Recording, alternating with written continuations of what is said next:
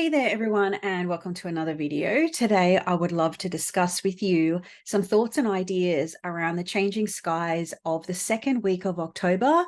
That is the 9th through to the 15th. This is a really big week. However, I really just want to hone in on two features for now, for this video at least, and that is the fact that two planets are changing signs. So we have Venus moving into Virgo on the 8th or the 9th, depending on your time zone, which is a really significant shift because she's been in Leo all the way back since June. So she's been in Leo for 4 months. So we get that first Venus sign change since then. So she's in Virgo as of the 8th, 9th, depending on your location, and she'll be there until around November 9. We also see Mars moving out of Libra and into Scorpio, and that happens on the 12th. So Mars will be in Scorpio for its usual journey of about 6 weeks and will be there until November 25. So we're really in that phase of changing weather this week. We start this week with Mercury just moving into Libra after spending a longer than usual retrograde phase through the sign of Virgo. So we really are entering a whole lot of new territory this week. And that is all leading up into a new moon eclipse on the south node that happens on the 14th and 15th in the sign of Libra. I'm not going to talk about the eclipse today. However, I want to make an announcement that I'm going to be doing a live stream on, that will be the 10 a.m. in my time zone on the Friday the 13th, and it will be 8 p.m. on the east coast of the USA, and that will be Thursday the 12th. I'll put a little announcement in the comments and I'll pin it. So you're welcome to join me for that. And there'll be more sort of social media announcements around that then.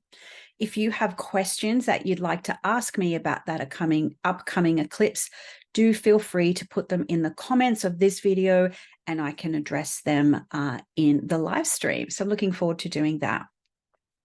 One other announcement I'd like to share with you too is a new enrollment of my Contemporary Astrology Program is open, and we start on November 1. Excuse me. So that is a beginner's astrology. It's going to take you right from the beginning, houses, signs, planets. We do solar phases, lunar phases, fixed stars, essential dignities, all the things. So after the first year, you will get a really solid foundation in chart reading. So that is open. I'll put a link in the show notes for that as well, where you can have a look. You're welcome to ask me questions if you have any questions around enrollment, what the course involves. There's a Q&A on the enrollment page. There's pay in full options, there's payment plans as well. So if you're really curious about studying astrology more, maybe you want to brush up on the basics, if you've been just doing some self-study or reading blogs, watching YouTube videos and the like, and you want a structured learning program with someone with almost 20 years experience now, I'd love to be that person that guides you on the pathway there. So as I said, all that will be in the show notes of this video. So I hope to see you in class. Really excited to get that started. So Venus in Virgo. So as I mentioned, this is a significant shift because we've had 4 months of Venus in Leo. And so Venus in Leo and the retrograde has, I've done plenty of videos on that. So that is very much about, that reassessment of heart's desires. And no doubt by this stage of the year, you've kind of figured out a little bit about what they might be, what has shifted for you, and maybe what no longer really sort of sparks joy. And so Venus's entrance into Virgo may signify this, okay, so now what? Now the heart has changed its mind. What does that mean? How do I figure things out moving forward? So this is a reassessment of those choices, figuring out those choices, maybe figuring out the details, some logistics and plans, especially if that Venus retrograde really shook up some things for you. So one thing to consider with Venus in Virgo is that she is in a position that is known as being in detriment. Now, that doesn't mean she's bad or, there's some moral judgment upon Venus there. What it does mean is that she struggles in Virgo. So Venus is the binder, she's the connector, and she's the unifier. She likes peace and harmony, and she's a high tide raise all boats type of planet. When she enters Virgo, she's entering Mercury's territory. And so Mercury is a more of a separating quality. So that's difficult to be able to have that harmony, the connectivity that Venus desires when she's operating with, a Mercury outfit on. So that just means that getting those Venus components to play well can be a little bit difficult when she's working in Virgo's terrain. So it can be a little bit of a barrier to that Venus closeness when she is looking for that Virgo opportunity to fix things, to improve things, or make an adjustment with things. That doesn't mean it's bad and it can't work, but it's not Venus's pure essence, or it's her pure drive to do those things. So after those, retrograde periods of Venus in Leo, now it is about the discernment, okay, moving with discernment into what those heart's desires brought up for us. So this might mean, what do I actually like now? What pleases me? What brings me joy? What brings me a sense of harmony? And it might look different now. And this phase of Venus in Virgo for the next 4 weeks might be kind of figuring out a little bit what that might mean. Venus in Virgo does ask us to bring some effort into something. This consistency. Virgo is an earth sign, so there's a pragmaticness there. There's a methodical approach.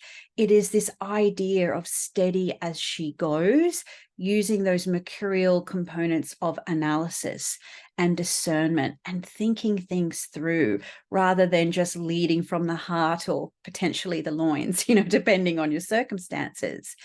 So we have these qualities of refinement in Virgo. And those qualities of refinement don't just happen. If you're familiar with any forms of alchemy, in order to really distill those separating mercurial qualities, you have to, run a substance through the distillation process, several times. The crop of wheat is pretty useless unless it goes through that process of refinement, and we can get those beautiful breads, pastries, and pastas, whatever it is that floats your boat from a dietary perspective. So this is sometimes how we get that separating the wheat from the chaff as a Virgo motif, because we often have that image of Virgo as the maiden holding that chaff of wheat as well. So when Venus moves into the house of your birth chart ruled by Virgo, she's asking you to refine that area of life to make it a little bit more perfect, quote unquote there. She's inviting you to use precision and detail in order to get that beauty. It just doesn't sort of happen because it is. It's something you've got to work for a little bit.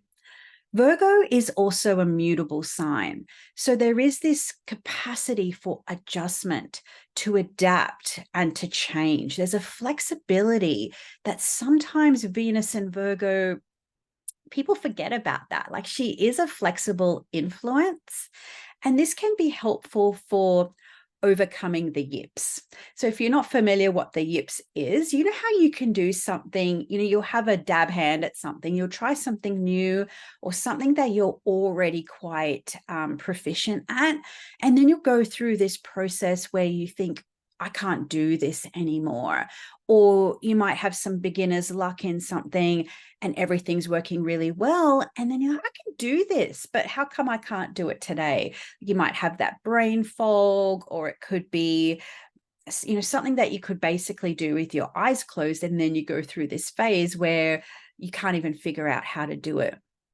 That's what the yips are.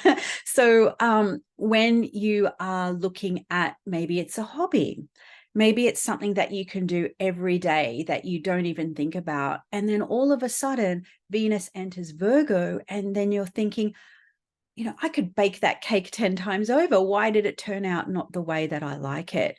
Or maybe it's something else in your life that you do on the regular basis. And then all of a sudden, I can't do this. And there might be that self-doubt, that critical voice inside your mind that says to you, I'm hopeless, or I can't do this. What's going wrong? And that's how Venus in Virgo can invite mastery. And that's the idea of perfection. It's redoing things until you get it right, until you get it refined, until you get it perfect. It's also not settling, I think, is a really big advantage of Venus in Virgo. It's not Venus in Pisces where, you know, anything goes. It's Venus in Virgo and you go, that's not quite right for me. So it is that almost a Goldilocks thing, in the sense of that process of refinement and precision until you get it just right. So if you find that you are getting the yips in some area of your life, maybe that's your invitation. There's a little piece of that mercurial information that I don't have. There's a piece of the puzzle I need to fix or refine. It's like polishing a diamond. If I just sort of, you know, get that facet just right, then it will all fall into the bezel of the ring, so to speak. So this might be in the area of life where it's basically your Venus house in your birth chart. It might be about, what do I actually like and what do I don't like? Venus has spent a long time in Leo, the sign of the heart.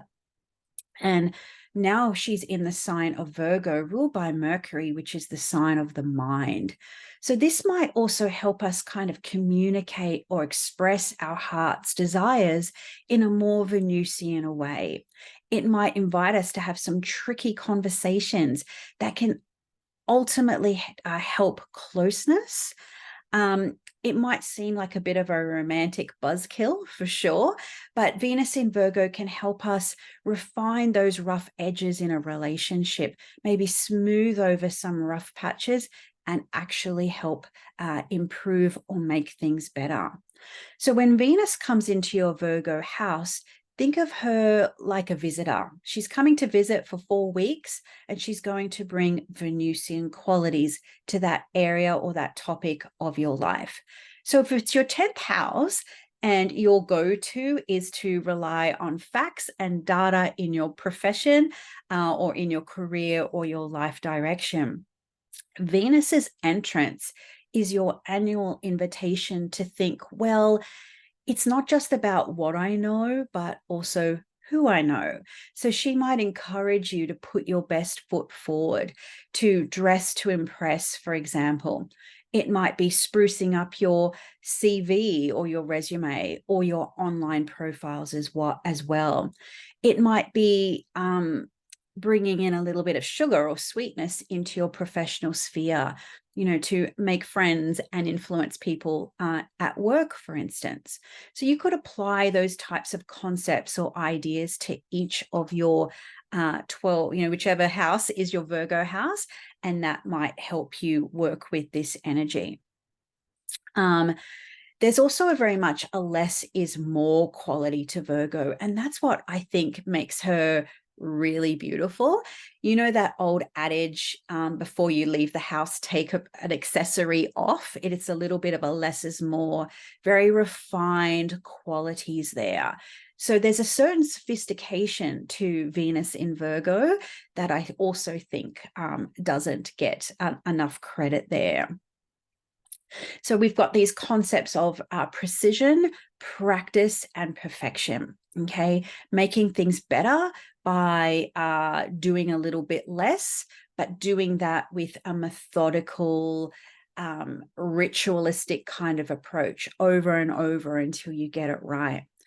In my Golden Circle Club, we're doing a bonus members course on astrotheurgy and planetary magic. And so the idea of the art and science of ritual, and you don't just do a ritual once and expect things to happen. It is this repetitive practice. And I think Venus in Virgo is a really beautiful expression of, getting the ritual right and getting that connection through that methodical practice. It's like going to the gym. You just don't pick up the dumbbell once and expect a beautiful bicep. You've got to do it over and over and over again. If only we could all look like Arnie with just, one gym session. Does not happen. So our next planetary cab off the rank is Mars in Virgo. Mars in Scorpio, and that happens on the 12th. And so Mars will be in Scorpio until late November, about the 25th. So we have 6 weeks of Mars returning to a place of dignity.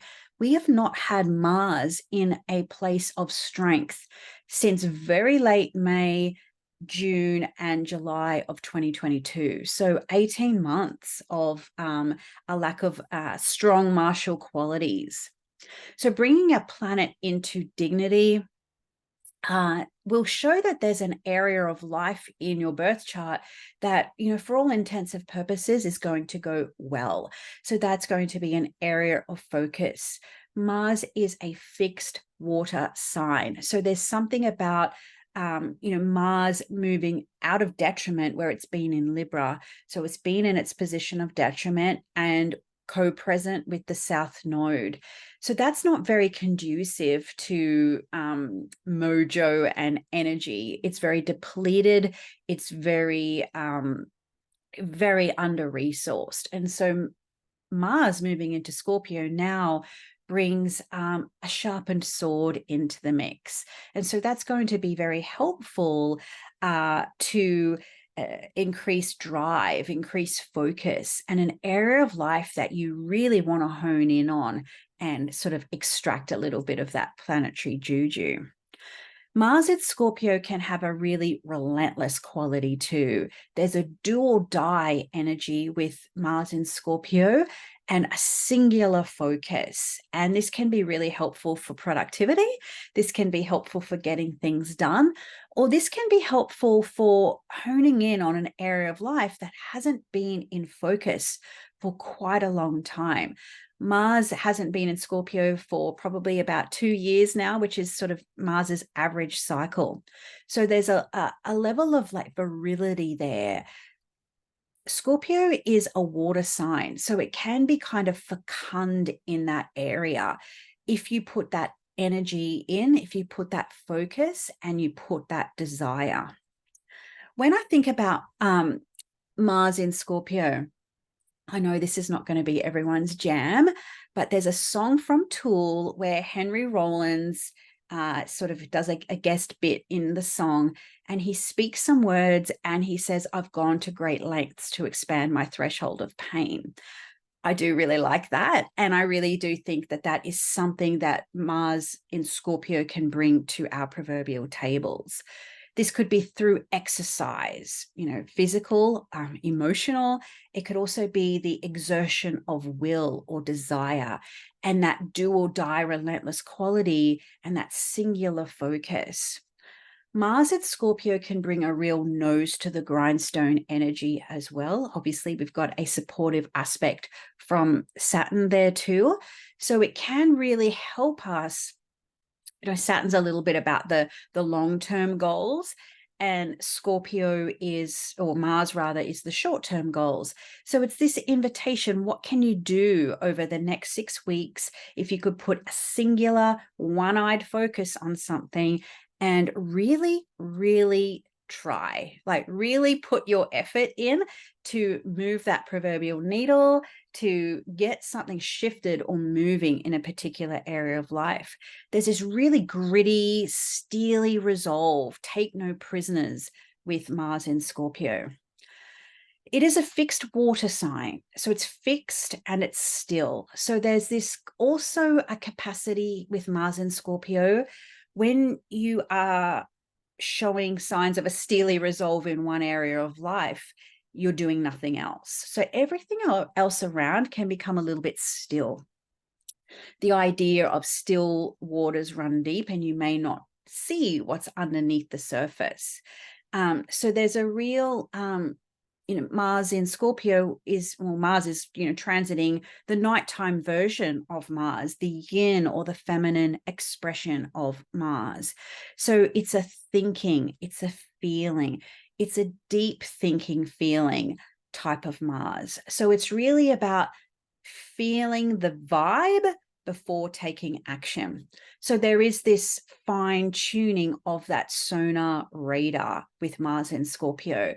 What I personally enjoy seeing with people, in people with Mars in Scorpio, or even a fairly strong Mars or Scorpio signature, I should say in their birth chart, is they have the capacity to read the room.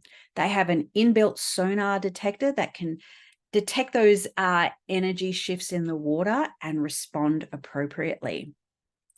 So the next 6 weeks is very much about embodying your ninja qualities as opposed to your gladiator, are you not entertained properties or qualities, I should say. So it is that there's another quote that really makes me think of Mars and Scorpio, and that is the strategic idea of, if you give me 4 hours to chop down a tree, I'll spend 3 sharpening the axe.